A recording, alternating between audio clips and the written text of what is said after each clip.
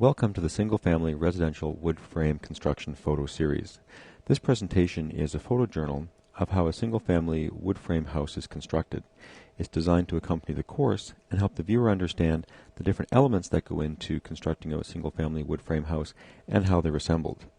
The series will follow the construction of a single-family house from the initial plans and site excavation all the way through to final finishing. There are a number of different construction methods, but three of the most common are wood frame, concrete, and steel. Each technique has its own advantages and disadvantages and its own specific application. Single-family residential construction typically uses wood frame as its primary method, but also uses concrete and steel in certain applications. Steel may be used as I-beams for structural support of floors or as a lintel to span a window or door opening. Concrete is used for footings, foundation walls, and basement and garage floors. In this video, we'll focus on wood frame construction, but we'll also include the specific application of concrete and steel where appropriate. This presentation will follow the construction of a single-family wood frame bungalow. This particular project is located in southern Ontario, but the house and the particular construction techniques can be found in virtually all areas of the country. We'd like to thank the builder Leovis Homes for allowing us access to the subject property house throughout all the different phases of construction. This presentation will consist of four basic components: the foundation system, the framing and weatherproofing systems, mechanical systems, and finally finishing. Most of the examples in this presentation will be from the subject property house, but from time to time we'll look at other features that aren't found on the subject property house but are found on adjacent properties or other houses in the neighborhood, and we'll point those out as we move through the presentation. So let's start the examination of our project house by first looking at some of the building plans that are necessary prior to constructing the foundation. One of the first types of plans developed in new home construction is a site plan. A site plan simply shows the location and the size and shape of the lot, as well as the location of all the improvements. In our subject property house, the lot is roughly rectangular in shape and will be developed with a 3-bedroom bungalow-style house with a full basement and attached double garage. And you can see the outline of the house plan shown in bold on our diagram. In our subject property house, the house is located quite close to the street, which is at the top of the drawing, and that allows for a large backyard area. The site plan will also show setbacks from the side yard, how close you are to your neighbors, and I'll give you a general idea of the outline of the house. In our subject property house, we've got an attached double garage toward the front of the house. Main entranceway is located here.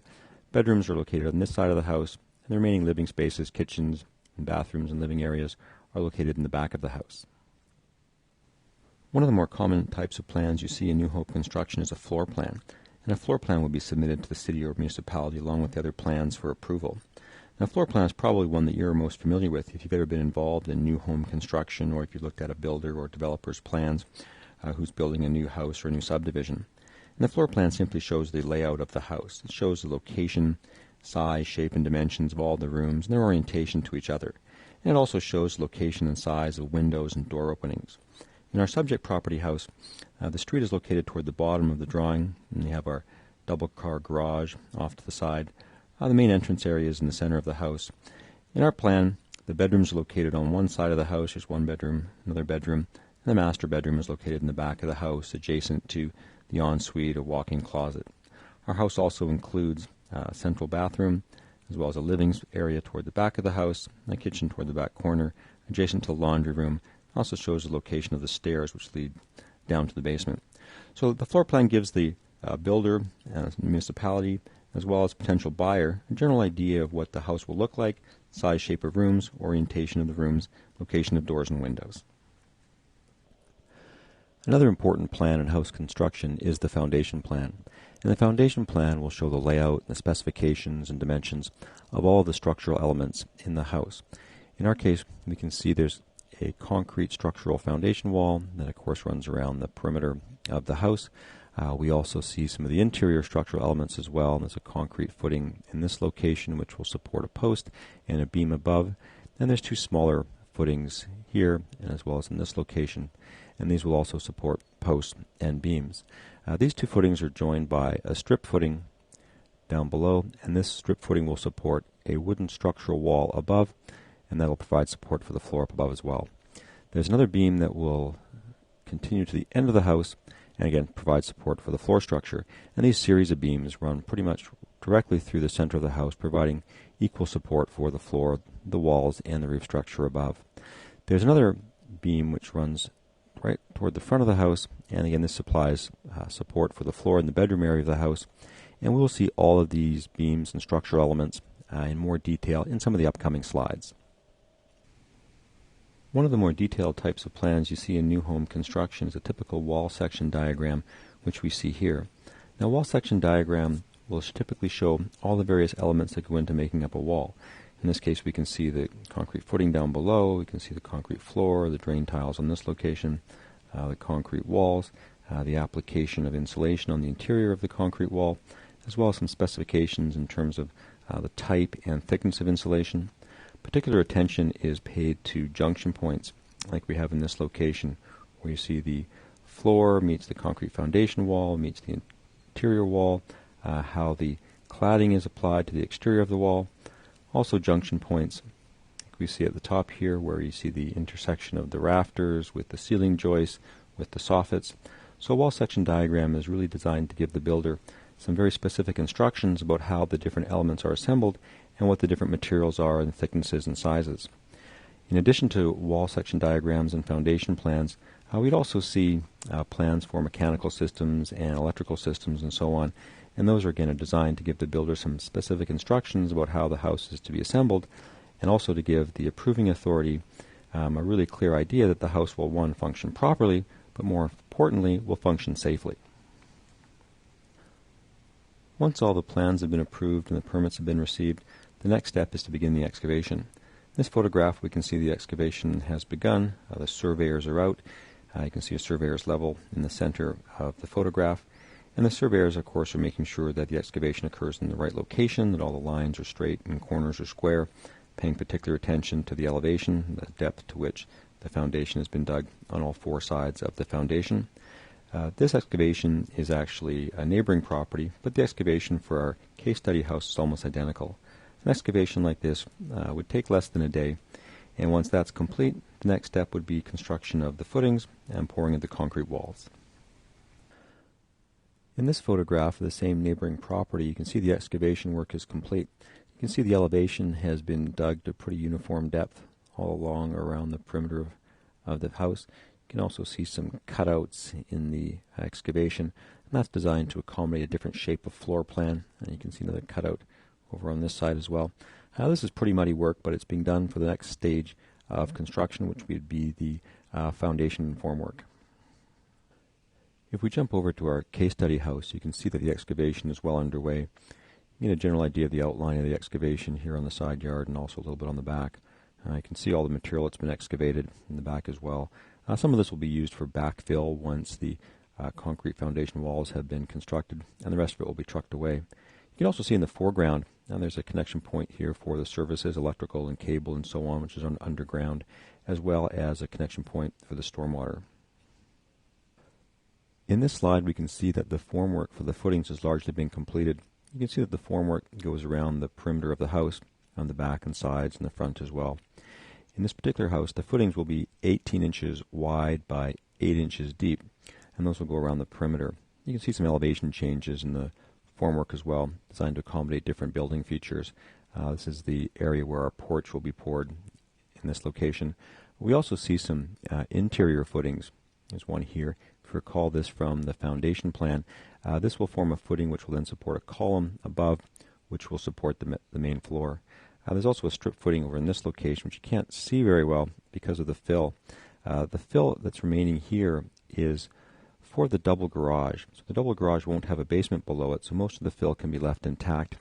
So this will be left as is. There'll be some compacted granular fill on top, and then the concrete floor will be poured.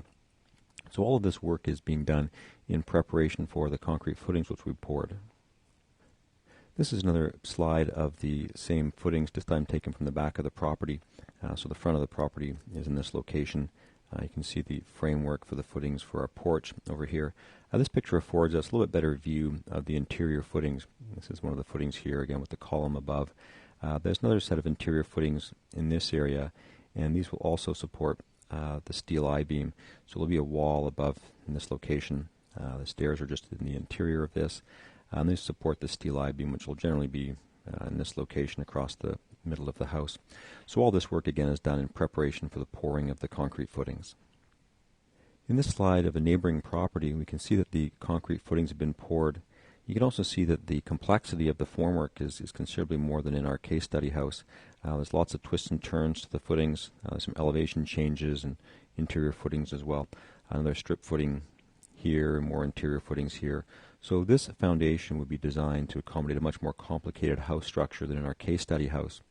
Also in this slide you can see this black tubing that runs around the interior of the entire property, and also on the exterior of the footings. These are drain tiles, and the purpose of these tiles is to take away the water. So all the water that collects under the slab or under the house would be carried away to a sump and then carried away to the street or pumped out if necessary. So back to our case study house, we can see that in this photograph the concrete footings have been poured. There's a little bit more work to do in pouring some more concrete in the interior footings, but the perimeter footings have been completed. You'll notice also there's a groove troweled into the concrete before it sets in the footings, and that goes all the way around the perimeter of the house. The purpose of the groove or keyway is designed to help provide stability for the concrete wall that will be poured above. So as the concrete walls are poured above, you'll see walls all the way around the perimeter of the property. This groove helps lock the wall into the concrete footing itself. That helps resist some of the lateral load that will be applied from the backfill that will rest against the side of the foundation walls. This is another view of the completed footings in our case study house, taken from the front of the house. This is the porch or entranceway in this location, and over here would be the driveway which leads out to the street. One of the things you'll notice in this photograph is that the footings have been terraced. So there's a change in elevation of the footings from this location here, this elevation here, all the way up to what would be close to our finished grade. And the reason for this is that interior of this space, this is our garage area. So this fill will remain largely intact, and a concrete floor will be poured over the garage here. So there isn't an interior usable basement space, so there's no need to bring these footings all the way down to the same elevation as the rest of the property, where there will be a basement space or usable livable space on the inside of the house. This photograph is just a close-up of the terraced foundation work we saw in the previous slide.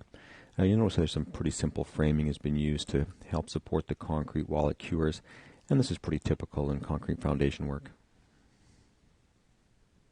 This is another picture of the completed footings. In this case, this is the entryway to the house. This square set of footings frames the porch area or entryway. You'll notice also that some of the drainage system has already been installed, and of course it's a lot easier to install some of those elements before the footings have been poured rather than after. Once the footings are completed, the frames around the footings are stripped away. You can see some of the remnants of the frames here, as well as the stripped footings. The next step would be to infill the basement floor area with gravel. In this photograph, as well as the next one, you can see the truck has arrived. It's using a boom or conveyor system to spread or shoot the gravel into the basement area. Once that's been spread, it'll be compacted, and eventually the basement concrete floor will be poured on top. This is another picture of the same gravel truck, and it gives you a better perspective on how exactly the boom and conveyor system work to spread or shoot the gravel across the basement area. Here you can also see the operator of the truck is located here, and he's operating the boom remotely. And the boom can be swung and tipped to spread the gravel uniformly throughout almost the entire basement area. And of course this is a lot faster and more efficient than doing it by hand, which would involve wheelbarrows and shovels and rakes and that sort of thing. So it allows the job to be done a lot more quickly. And this is one last picture of the gravel fill work being completed. As you can see in the photograph, the gravel has been spread nice and uniformly across the basement floor. And there's one last bit of gravel still being installed in this location. But the work is nearly complete. So the gravel makes a nice surface for the workers, avoids them having to stand in the muddy floor. This will then be compacted, and it'll make a nice surface for the installation of the concrete floors.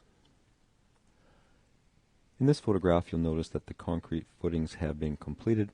The forms have been stripped away. You'll also see that the compacted granular fill has been brought up right to the level of the concrete footings themselves. And this is done because when the concrete floor is actually poured, it'll be brought up over top of the interior of the concrete footings. So in fact, the concrete footings will help support the concrete floor around its perimeter.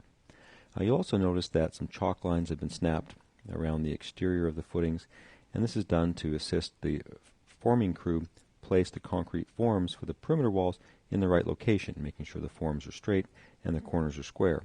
And we'll see that in more detail in an upcoming slide. In this slide and the next slide, we see the delivery of the concrete framing forms. And the forms are really just plywood panels that, when set side by side in a linear fashion, allow for the concrete walls to be poured between two offsetting panels. And we'll see that in the next series of slides. And here's another picture of the delivery of the framing forms. You can see that the crane attached to the back of the delivery truck picks up the forms and can place them around the perimeter of the foundation, which makes it a lot easier for the workers to access them and to assemble them onto the wall frames. In this picture, we start to see the installation of the framing forms. Once the frames go in, we start to get a much better idea of the size and shape and dimensions of the basement area. Things like the ceiling heights of the basement, for example, are now clearly defined. We also see the installation of the forms continuing along the footings in this area, which helps define the garage area. This is the double-car garage over here. So the frames will go along all of the footings, both the interior footings and the perimeter footings, and really help to give us an idea of the size and shape of the basement area. We also see the installation of some of these diagonal bracing elements. You'll see these on the inside as well as on the outside of the forms. One of the major things that we consider when we build forms is that we want them to be straight and plumb. If the forms aren't straight and plumb, that means the concrete walls won't be straight and plumb, and that'll cause a lot of problems for construction down the road. In these pictures, we see an end view of some nearly completed concrete wall forms. If you look at the picture on the right, you can look right down the center of the wall. Right at the bottom of the wall, you'll notice that the frames are centered almost perfectly over the keyway, which was installed earlier in the concrete footing, which was designed to give the concrete wall some additional lateral stability. We also see there's a little bit of diagonal bracing located here, and by the looks of this wall, it's not quite completed, as we can see a bowed out area right there. So in order to ensure the wall is both straight and plumb, it looks like a little bit more work is needed. If you look right down the center of the wall, you'll notice a number of these metal ties or snap ties across here. And the purpose of these ties are to keep the framing forms an equal distance apart. And in our case, this is an 8-inch concrete wall, so that the ties keep the panels 8 inches apart, and this will ensure a perfectly uniform 8-inch concrete wall. The snap ties actually extend all the way through the forms on either side, and when the forms are eventually stripped, these are just snapped off with a hammer usually, and then they're filled in with some grout if needed. In this slide, we see another shot of the nearly completed wall forms. You can see the snap ties that go across the wall section again, of course, and if you draw your eye right down these walls, they look pretty straight, so it looks like the diagonal bracing is doing its job. You also notice that sometimes you'll see some specialized framing elements, and here we see some corner pieces, and these are designed simply to help transition from the two different wall sections. In this slide, we see some completed framing on the left. These frames look like they're completed and ready for concrete. And on the right, we see some of the specialized corner pieces that we saw used in the previous slide. In addition to making sure the walls are straight and plumb and the corners are square, it's also important to make sure that the walls are all at a uniform elevation. The surveyor's level, which is out, and this helps the workers make sure that all the wall heights are perfectly uniform around the perimeter. We also see the installation of some scaffolding along the concrete forms, and these are designed to help the workers access the top of the forms while the concrete is being poured. Here we see another picture of the nearly completed formwork, this time taken from the side of the house.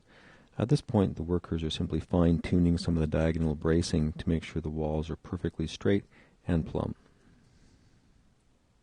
One of the last steps taken prior to completing the formwork is to create any void spaces in the concrete walls that will be needed later on for any specialized construction elements. In this case, we can see the installation of a foam block. And the purpose of the foam block is simply to create a void space in the concrete that will be later used as a pocket or shelf to support our steel I-beam.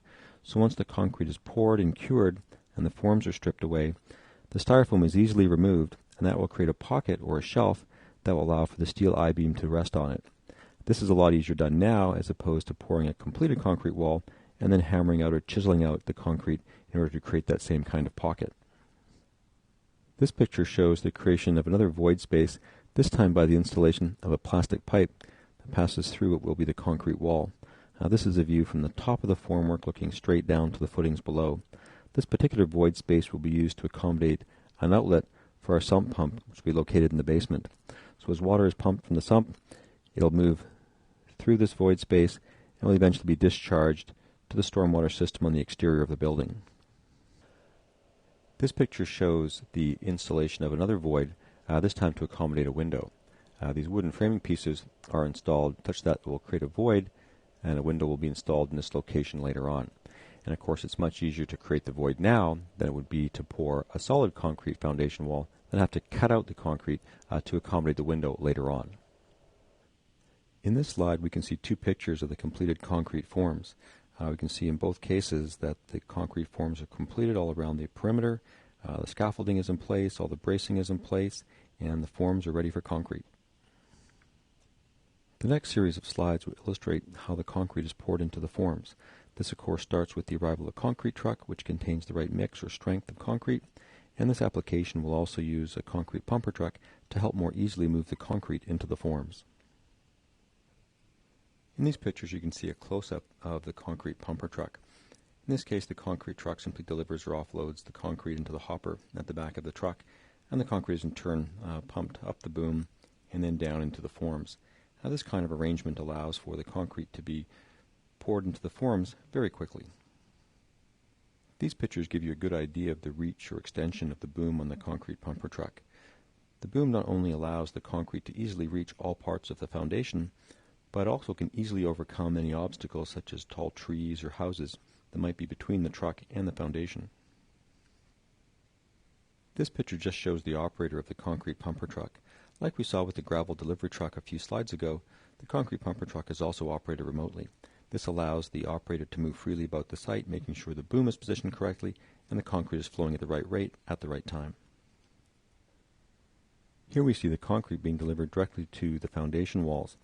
From this perspective, you can get a good idea of how handy it is to have the concrete pumped directly to the foundation walls, as opposed to having to do this work by hand with wheelbarrows and shovels, or having to position the concrete or transit truck at different locations around the site and having the concrete delivered directly from the concrete truck into the foundation walls. In these pictures, we can see concrete being poured into some of the interior footings. In the picture on the left, we can see the concrete being poured into the larger of the interior footings, and the purpose of that footing is to support a steel post, which will in turn support the steel I-beam, which runs across the main part of the house. In the picture on the right, we can see the strip footing is being poured, and the purpose of the strip footing is really twofold. One is to support a couple of wooden posts at either end, and those posts will support the steel beams. The footing will also support a wooden structural wall, and the purpose of the wall is to support a wooden beam which will run across this location. As well, that wall will supply support for the stairs, which are located adjacent. In these pictures, we can see that the concrete has cured sufficiently so that the forms can be stripped away. The forms typically come apart pretty easily because prior to the pouring of the concrete, a release agent is sprayed on the interior of the wooden forms. This allows the concrete forms themselves to be pulled away quite readily. On the picture on the left, you'll notice that some threaded rods have been installed in the concrete, and this is done before the concrete cures. The purpose of the threaded rods is to act as an attachment point for the sill plates, which will run along the top of all the concrete foundation walls, and these will be seen in an upcoming slide. In this slide, you can see the cutout that was created by installing some wooden framing inside the concrete foundation forms prior to the concrete being poured. This location will house a window, as well as a window well located on the exterior. In this slide, we can see pictures of the voids that were created earlier. In the picture on the left, we can see the opening that was left behind by the insertion of a plastic pipe into the concrete forms before the concrete was poured. This opening will accommodate a pipe for a sump pump, which will be located in the basement or in the basement floor. In the picture on the right, you can just make out the styrofoam block that was placed into the forms, again before the concrete was poured. This styrofoam block is easily removed, and when it's removed, it will leave behind a shelf which will support our steel I-beam. And it's much easier to create these kinds of voids with styrofoam now than it would be to, say, chip or hammer out the concrete after the concrete wall was poured. In this picture we can see the completed exterior foundation wall. All the forms have been stripped away, and all the snap ties that would have extended from these areas have been removed. Once these snap ties are removed, they leave behind a hole. What the worker is doing now is using some grout to fill in those holes and make the wall smoother, which will help with the application of our exterior waterproofing system. The first step in protecting our foundation walls from water penetration is to spray or paint on a tar-like material onto the foundation wall all the way down to the footings. The tar fills in all the irregularities in the concrete and acts as a good base for the application of our waterproofing membrane, which is applied next. In these pictures we can see the application of the waterproofing membrane. The membrane is affixed to the top of the foundation wall and runs all the way down to the footing. And the purpose of the waterproofing membrane, of course, is that any water that might make its way to the membrane will be directed down toward the footings and be collected in the perimeter drains which run on the outside of the building. In older houses you might not see the waterproofing membrane at all, you might just see the tar material applied. In even older houses, and depending on the area where you are in the country, you might not see any waterproofing at all. And you could imagine if there was no waterproofing applied to the concrete wall, you'd have bare concrete touching soil. If the soil was wet, that concrete wall would act as a sponge and absorb the water from the soil, and some of that water might make its way inside. You could also imagine that if the concrete wall ever cracked, which is not uncommon in older houses, that if there was a crack next to soil that contained water, the water could easily find its way through the crack into the basement, and you'd have a leak inside your basement. This is another picture of the waterproofing system. Both the tar and the waterproofing membrane will be applied to the exterior foundation, wherever the exterior foundation wall separates interior living space. Here we see a completed waterproofing membrane. You'll notice at the base of the waterproofing membrane, they've begun to backfill with gravel. And it's important for the material at the base of the foundation wall to be a porous material like gravel, because as water travels down the foundation wall on the exterior or through the soil and collects at the base of the wall, the water has to pass through a porous material like gravel and be collected in our perimeter drainage system or drain tiles that run around the exterior of the building. So there'll always be a few inches of gravel on top of the weeping tiles. Sometimes you may see a layer of filter fabric placed on top of that, and that's there because the remainder of the fill is often the soil excavated from the site, and the purpose of the filter fabric is to prevent the sediment from the soil running into the drain tiles and eventually clogging them. In this slide you can see that some of the membrane material has also been applied to the interior of the basement. This is a step that you won't necessarily see all builders use in all parts of the country, but where it is used like it is here, it's designed simply to be a moisture barrier between the concrete slab floor, which will be poured later, and the concrete walls and footing. In this picture we can see some of the interior drainage system. There's some exposed flexible pipe here, and this pipe runs around the interior of the footings, and it will eventually terminate in the sump. And the sump is really just a hole in the ground. It's approximately 4 feet deep, and it's just a plastic well. Water will collect in the base of the well, and it will be pumped from the base of the well where the pump is located, straight up through a rigid pipe and out through an opening that was created earlier. We can also see a picture of the completed strip footing that will accommodate our structural wall, which will provide support for the floor above and for the stairs adjacent. In this slide we can see the front of the house. This is the double garage. The two garage bays are here. You'll notice on the front of the house that none of the waterproofing membrane has been applied to these walls or these walls here. And that's because interior of these walls, so in this space here, this isn't a living space. They'll simply be fill placed in here, and the concrete slab for the garage floor will be poured on top. However, you'll notice at the back of the garage there is waterproofing membrane applied here, and that's because interior of that space is a finished space. That's the basement behind it, so you need some waterproofing to protect the interior finished space in the basement. In this slide we can begin to see some of the stormwater drainage system installed. Here we see the installation of the pipes that will carry the stormwater away from the site and out to the street. The stormwater system is designed to collect water from rain that falls onto your roof. If the water falls onto your roof, it flows into gutters, which in turn flows into downspouts, which in turn will flow into the stormwater system. So the stormwater system will simply take rainfall from gutters and downspouts and funnel it out into the street where the storm drains are typically located. Careful attention is also paid to the slope of the pipe, because this is a gravity-fed system, so all the pipes have to be sloped appropriately to carry the water not just away from the site, but all the way until it gets to the storm drains under the street. This is just a picture of the same drainage system. I noticed a couple of things in this picture. First of all, this pipe has got a cap on it, and this cap is just temporary, so that during construction, no construction debris falls into the pipe and could potentially cause a blockage. I also noticed that the pipe is firmly supported by regularly spaced metal straps, and these straps not only help support the pipe, of course, but also ensure that the pipe has the appropriate slope so the water drains away properly. In this picture, we can see the completed stormwater collection system. The picture on the left shows the completed piping.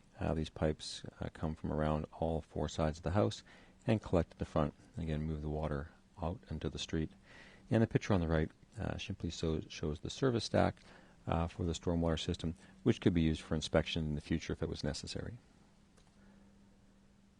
In this slide, we see a picture of the same stormwater collection system, this time from a slightly different perspective. This is the front of the house again, looking toward the rear. One thing you'll notice in this picture is there's a junction point right here.